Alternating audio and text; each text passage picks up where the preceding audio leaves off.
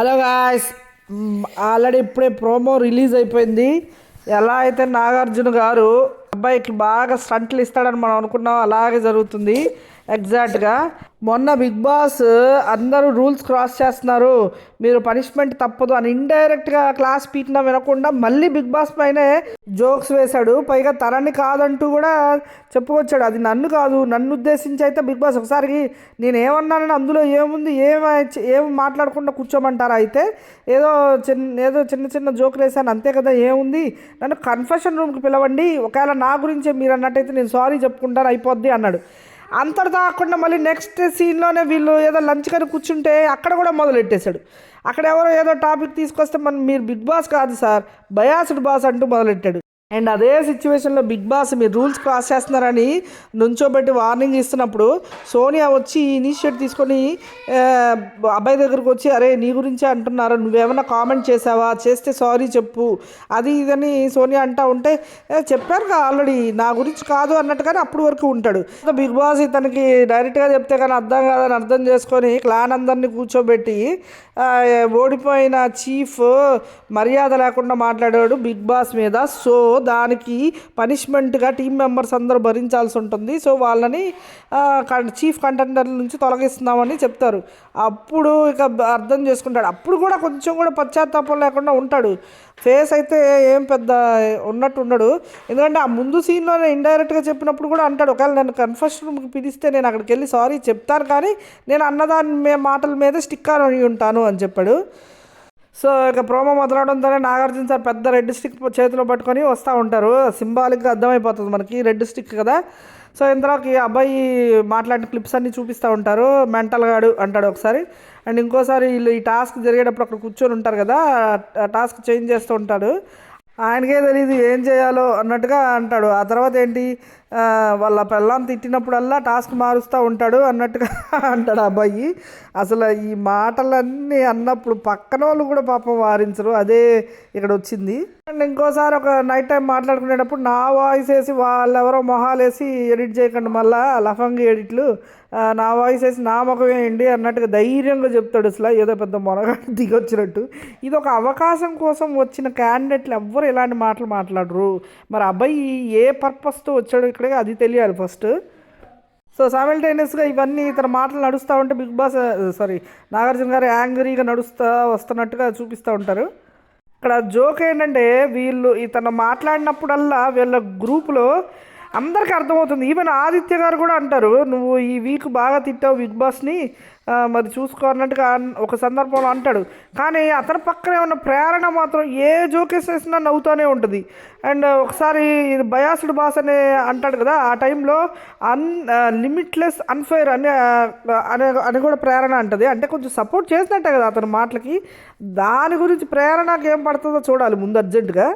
And biased boss అంటాడు కదా, తర్వాత బయటకు ఇంటర్వ్యూకి వెళ్ళి నేను అదే మాట చెప్తాను అంటాడు. అదే సిచ్యువేషన్లో నాగార్జున గారు వచ్చి నీ ఫేసే నీ వాయిసే అన్ని లఫంగ్ మాటలు అన్నీ చెప్తాడు. ఇంతలోకి అబ్బాయి తలదించుకుంటాడు. ఒకటి కాదు రెండు కాదు, అబ్బాయి this is Bigg Boss house, Bigg Boss can only rule it అని చెప్తాడు.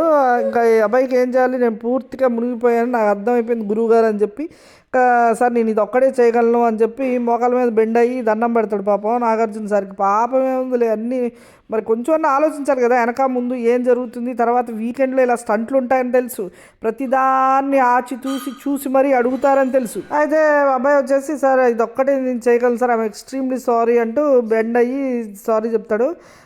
నాగార్జున సార్ అంటారు, బిగ్ బాస్ మీద రెస్పెక్ట్ రాకపోతే I'm not going to tolerate అని నాగార్జున గారు అంటారు. ఎందుకంటే ఆ షో మీద ఆయన కూడా డిపెండ్ అయి ఉన్నాడు కదా. ఇన్ని మాటలు అనే ముందు అబ్బాయి ఒకటి గమనించుకోవాలి, ఇది ఎమోషనల్ గేము. ఎమోషనల్గా పర్సన్స్ని ట్రిగ్గర్ చేసి వాళ్ళ ట్రూత్ని బయటకు తీసుకురావడానికి బిగ్ బాస్ ఇలా చేస్తాడు. అవన్నీ టాస్కులు పెట్టి నిన్నేదో ఎవరు గెలుస్తారు ఎవరు ఓడుతారని స్ట్రైట్గా పెట్టచ్చు కదా గేమ్స్. అలా ఎందుకు పెట్టట్లేదంటే కారణం ఇదే, మీరు కొట్టుకోవాలి, అందులో వచ్చే పరమార్థం అంతా అందరికి తెలియాలి, దానిలోంచి మీ అసలు క్యారెక్టర్ బయటికి రావాలి, అవన్నీ కావాలనే బిగ్ బాస్ అలా చేస్తూ ఉంటాడు. సో ఎంతసేపటికి పిండుదామని ఎవరిని ఎలా ఏ విధంగా చేయాలనేది బిగ్ బాస్ ఆలోచిస్తాడు కదా అని ఒక ఐడియాలజీతో అక్కడికి వెళ్ళి మనం ఉండాలి. అంతేగాని ఏంటిది సక్రమంగా లేదు, ఈ గేమ్ ఏంటి ఇలా ఆడట్లేదు, ఇలా పెట్టాలి కదా, ఇలా ఎందుకు పెట్టాడు, ఈ అసలు వర్కౌట్ అవ్వు బిగ్ బాస్లో. ఎందుకంటే వాళ్ళు పర్సన్స్ని ట్రిగ్గర్ చేయడానికే మెయిన్ అక్కడ గేమ్ అంతా దాని మూలానే నడుస్తుంది. సో ఇది ఒకటి మిస్ అయ్యాడు పాపం అబ్బాయి లాజిక్, అందుకే కొంచెం బిగ్ బాస్ అలా కనిపించాడు. దానికి I'm force to give the red card అంటూ రెడ్ కార్డ్ నాగార్జున గారు చూపిస్తారు. అంటే ఏ సీజన్లోనూ ఈ రెడ్ కార్డ్ జరగలేదు. ఇస్తాను మీరు ఏంటి రూల్స్ క్రాస్ చేస్తే నేను ఇస్తాను అంటుంటాడు, కానీ ఫస్ట్ టైం ఆ రెడ్ కార్డు చూపించేసి బయటకు పంపించడానికి కూడా రెడీ అయిపోయాడు. అయితే Bigg Boss open the doors, అబ్బాయి గెట్ ఆఫ్ ద హౌస్ అంటారు. అంటే సార్ ఒక్క ఛాన్స్ సార్ అంటారు. ఈ యష్మి కూడా పాపం లేచి, ఎందుకంటే టీమ్ హెడ్ కదా, సో అంతకు ముందే పొగుడుతారు, అన్న నువ్వు చీఫ్గా చాలా బాగా చేసావని. వీళ్ళకి ఏం తెలుసు పాపం బ్యాక్గ్రౌండ్ ఈ మాటలన్నీ బ్యాడ్ అవుతున్నాయని, అలా అనకూడదని. సో నువ్వు చీఫ్గా సూపర్ అన్న అది ఇది అంటూ క్లాప్స్ కూడా కొట్టారు. సో అదంతా వదిలేస్తే ఇప్పుడు యష్మి పాపం రికమెండ్ చేస్తుంది, సార్ వదిలేండి సార్ ఈసారికి అన్నట్టుగా. అబ్బాయి కూడా సరే ఒక్కసారికి నన్ను వదిలేండి సార్, ఇక్కడ నుంచి నేను అసలు ఏ తప్పు చేయను అంటా ఉంటే నాగార్జున గారు అంటారు, అదేం కుదరదు, నువ్వు వెళ్ళాల్సిందే, ఇదే ఫైనల్ డెసిషన్ అని చెప్పేస్తారు. అందరితో ప్రోమో కట్ చేశారు. తర్వాత ప్రతి ఒక్కరికి స్టంట్లు పడినట్టుగా తెలుస్తుంది. ఇప్పుడు మణికంఠ ఏమో అలా నిఖిల్ ద్వారా పడిపోయాడు కదా, సో దాని గురించి వివరణ అడిగే ప్రయత్నం చేస్తారు. ఇటువైపు ప్రేరణ అండ్ విష్ణుప్రియ గొడవ, వీళ్ళిద్దరు కొరుక్కోవడం నుంచి బూతులు తిట్టుకోవడం వరకు జరిగింది. క్యారెక్టర్ అసోసియేషన్ కూడా చేసింది ప్రేరణ. అదేమంటే నా దగ్గర ఏంటి దాని గురించి నేను ఎక్స్ప్లెయిన్ చేసుకోగలను అన్నట్టుగా మాట్లాడింది కదా, డిఫెండ్ చేసుకోగలను, నా దగ్గర పాయింట్ ఉంది అని చెప్తుంది కదా. ఏం పాయింట్ అమ్మ, క్యారెక్టర్ లెస్ అని అంత పెద్ద వర్డ్ ఇచ్చేసి పాయింట్ అందని ఎలా అంటావు? క్యారెక్టర్ లెస్ ఆ అమ్మాయి క్యారెక్టర్ లెస్ అయితేనే కదా నువ్వు అలా అనాలి. సో నీ దగ్గర ఏం పాయింట్ ఉందని అడిగే ఛాన్స్ ఉంది. And Nikhil and Prithvi rude behaviour గురించి ఎంతమంది నష్టపోయారు, ఏమనుకుంటున్నారు, ఒక్కొక్కరిని పిలిచి వాళ్ళిద్దరు బిహేవియర్ గురించి అందరినీ ఒక్కొక్కరిని పిలిచి కన్ఫెషన్ రూమ్కి అడిగే ఇది ఉంది. సో వాళ్ళు కూడా దాన్ని చూస్తూ వాళ్ళు ఎంత ఇబ్బంది పెట్టారో తెలుసుకోవాలి. ఇప్పుడు అది కూడా ఒక పద్ధతి చేస్తారనుకుంటున్నాను, చూడాలి. ఈ ప్రోమో అయితే ఇంతవరకు కట్ అయింది.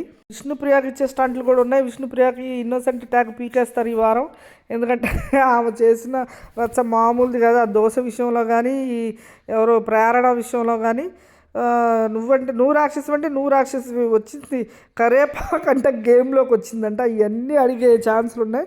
సో ఇప్పుడు ఈ ప్రోమో చూసినంత స్ట్రాంగ్గా ఎపిసోడ్ ఉంటుందా అంటే ఇవి ఉంటుందని అనుకోవాలి. ఎందుకంటే అబ్బాయి బిహేవియర్ని వదిలేస్తే ఇంకా బిగ్ బాస్ మూసుకు కూర్చోవాలి. ఇప్పుడు ఈ ఎపిసోడ్ లెగుస్తుంది ఖచ్చితంగా.